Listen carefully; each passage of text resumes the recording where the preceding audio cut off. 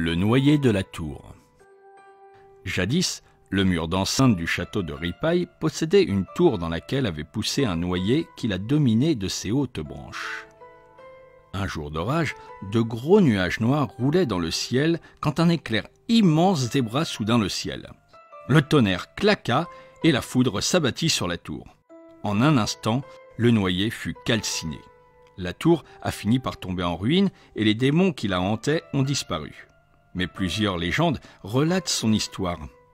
Autrefois, durant la veillée, elle faisait trembler les enfants et parfois même les adultes, peuplant ensuite leur sommeil de cauchemars. En voici une à la fois pittoresque et fantastique. Une nuit d'hiver, un vent glacial soufflait sur la rive septentrionale du lac Léman. Un homme, tout de noir vêtu, attendait assis sur un grand coffre. Il était indifférent à la pluie et au ululement lugubre des chouettes qui se répondaient. De grosses vagues venaient se briser sur la grève et l'on apercevait leur écume immaculée quand la lune apparaissait brièvement entre les nuages noirs qui couraient dans le ciel. Soudain, un bruit se fit entendre. Un batelier parut, sa lanterne à la main. Il venait resserrer les amarres de sa barque.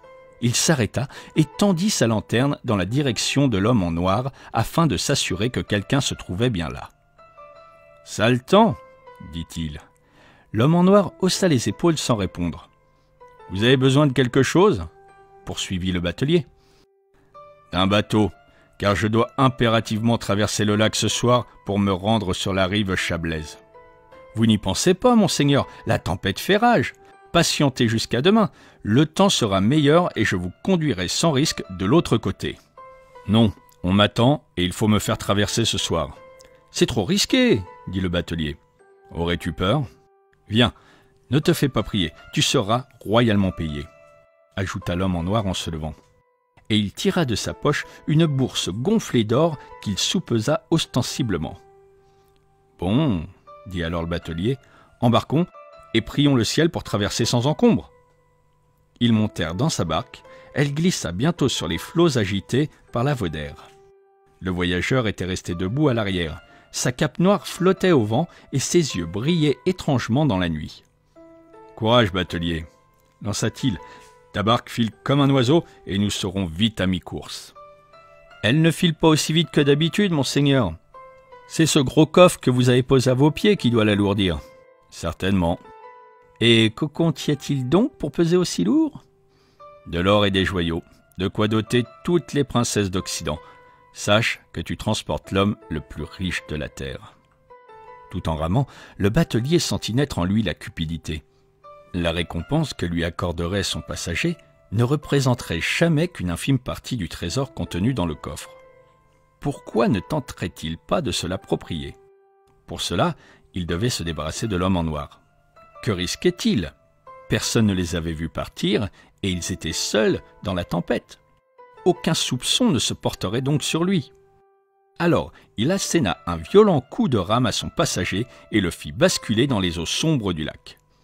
Puis, il s'éloigna rapidement en ramant comme un forcené, sans se soucier de sa victime qui le suppliait de ne pas l'abandonner. Bientôt, le sifflement de la Vaudère et le bruit des vagues augmentèrent encore, couvrant les appels du malheureux. Haletant, le batelier avait fini par ralentir. La rive n'était pas très loin.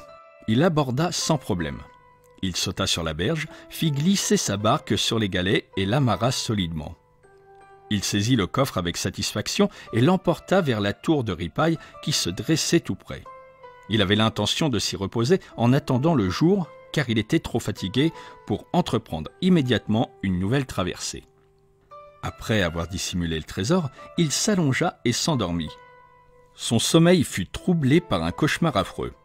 L'homme en noir était de retour. Ses yeux étincelaient. Il avait de courtes cornes. Des griffes acérées prolongeaient les doigts de ses mains. Sa bouche, d'où s'échappait un rire sardonique, laissait voir de grandes dents immaculées qui contrastaient avec l'étrange noirceur de sa langue et de son palais. « Tu croyais naïvement t'être débarrassé de moi ?» dit l'homme en noir. « Mais cela est impossible, car je suis Satan.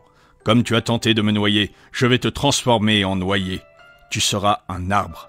Tu pousseras dans cette tour qui est désormais ta prison, et les noix que tu produiras seront des diamants. » Cet horrible cauchemar n'était que réalité, puisque le lendemain matin, le corps du batelier se transforma en un jeune noyer aux branches vigoureuses. Et comme c'était l'automne, le vert des feuilles céda la place au doré et au brun de saison que les larmes de sang versées par le malheureux avaient taché de sang. Dès lors, des diamants apparurent tous les ans sur le noyer, à la même époque. Une violente tempête éclatait sur le lac, des éclairs zébraient le ciel et l'arbre jetait 1000 feux effrayants. Ceux qui osaient s'approcher pour tenter de cueillir les diamants étaient immédiatement emportés par Satan. Le noyer de Ripaille vécut des siècles durant. Il devint si grand qu'il attira un jour la foudre et fut détruit. La punition du batelier, victime de sa cupidité, cessa enfin sur la terre. La légende ne dit pas si elle se poursuivit en enfer ou si Satan le libéra.